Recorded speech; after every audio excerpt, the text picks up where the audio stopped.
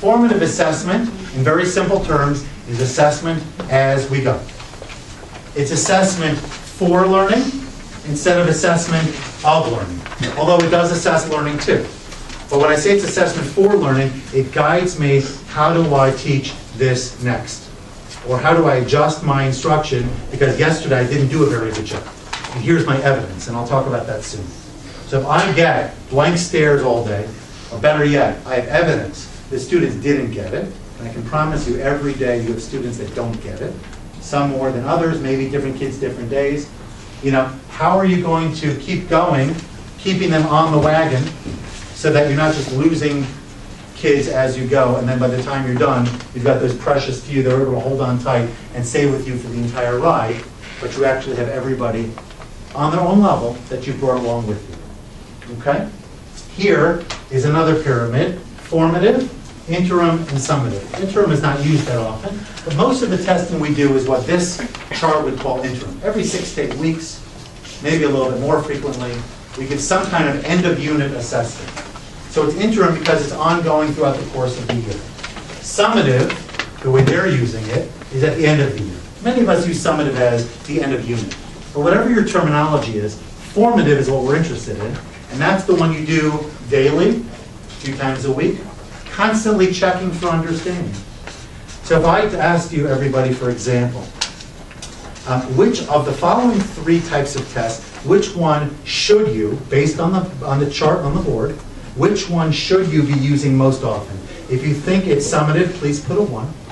If you think it's interim, please put a 2. If you think it's formative, please put a 3. Put it over here, please. Don't wave it around. We don't need everybody broadcasting their answers. Can everybody please do that now? The most commonly used, which should it be? Summative would be 1, 2 for interim, and 3 for formative. Everybody in the room needs to respond, just quietly. Please, don't feel bad if you don't get it right. We will not broadcast it. Honestly, it's between me and you. Nobody else will even see it. Everyone in the back as well? Okay, thank you. Most of you, if not all of you, put a 3, and that's correct.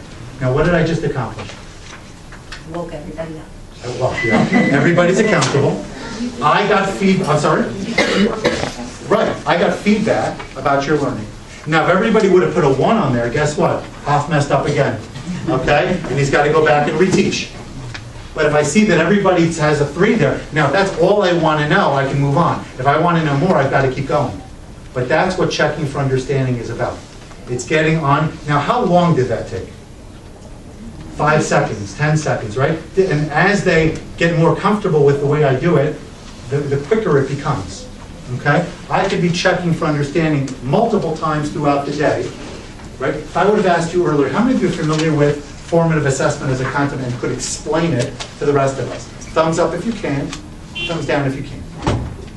Whatever you choose to use is up to you. But the point is, you're getting feedback immediately from everybody in your room that they did or did not master information, skill, etc. That's an example. Doesn't take a lot of time. So you might say, I don't want to be grading formative assessments every single day. Okay, it depends on what you use. Sometimes it's a graphic organizer, as we'll see. Sometimes it's some other type of easy checklist of sorts. Sometimes it might be a little bit more involved. And sometimes it's a 1-minute paper. We'll talk about that hopefully as well. Okay? Here's a quick definition. It aligns with your sheet number 3. Okay, if you want to fill in those blanks. Formative assessment is a planned process. Now, the word planned is important. Right? It doesn't just happen. It's a planned process in which assessment elicited evidence. Very important word. What's my proof that they learned what I wanted them to learn? Remember, I have a correlation. I'm trying to keep a perfect 1. But what's the evidence that I did and that they learned it? Let's finish the completion. Let's finish the quote. Evidence of student status is used by teachers to adjust. Another important word. Their ongoing instructional procedures, or, and this is usually for older students, by students to adjust their current learning tactics.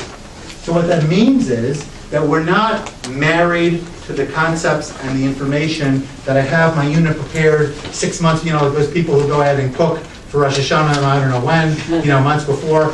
No need to disclose yourself in public right now, but just joking. The concept is there are people who like to have their lives really well organized months ahead of time, and I give them a lot of credit. right? They're wonderful. But the realities are that as you experience, right, there are certain things I had to deal with today in this workshop that I had no expectation, with seating and with making everyone comfortable. There were just issues, logistical issues. I had to get from a room all the way on the other side of the hallway, down here, and set up in just a few moments. There was no way for me to necessarily know that that might happen. Sometimes you have to wing it and figure it out on the fly. But the more information you get ahead of time, the better off you will be and you'll feel more secure. When I walked in here at 9:15 this morning for a 10 o'clock workshop, I had 45 minutes to work at all the kinks. For this workshop, I had 30 seconds. Okay? Different experience for a variety of reasons. Any comments or questions over here? Okay, so let's move on. So here are some examples. And we're now up to number 4. Checking for understanding. We'll do some more examples of that soon, but we talked about that already, where I check for my students' understanding of what was taught.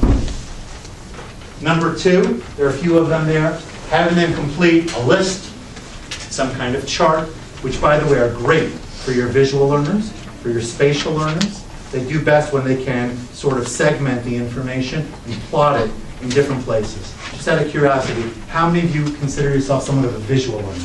You learn best when you see it. Great, okay? Which means that you're probably the ones who are more likely to write on your board. You're probably the ones who are more likely to bring charts into your classroom, because that's the way you're wired. We have to think about the kids who are not wired like us. When we stand in front of a room, maybe we lecture because we are auditory learners. Maybe we lecture because our teachers lecture. Maybe we lecture because it's the fastest way to impart knowledge. Maybe. I don't know. Probably all 3. But if we realize that a large percentage of our class are not auditory, and they need a visual stimulation, they need to be able to think, pair, share, and get into cooperative groups. They need to be able to handle things. You want them to actually engage in the content and deepen the learning. So kinesthetically, you're moving them around. Cooperative learning is kinesthetic, but the things you could do even more so. So thinking a little bit out of your own box, coming to some degree of, well, how can I do this for this kind of child, this kind of learner in my classroom? And maybe even, as you will see when I give it to you, hopefully I don't give it to you as you're walking out the door, but you will have at the very end of this a lesson plan where you can fill out where in my lesson or where in my unit do I hit on every modality that we know of. Except for naturalists, didn't get on there, that's okay. I'm not sure what that means anyway. But the point is that the other 7 are there, and you start to say, I'm holding myself accountable to have some kind of kinesthetic learning in every lesson, or at least a few times in every unit. And this way, I'm not keeping those kids who learn best that way, denying them access to the same type of engagement that I want everybody else to be part of. So whether it's 1 or 2 sentences, where they're telling you what's the main idea. Now, we have a hard time maybe with that because we want to say everything we teach is important. Right? There's nothing that I taught you that isn't significant. Otherwise, why would I teach it to you? But we still have to be able to say that if I don't know this, I missed it.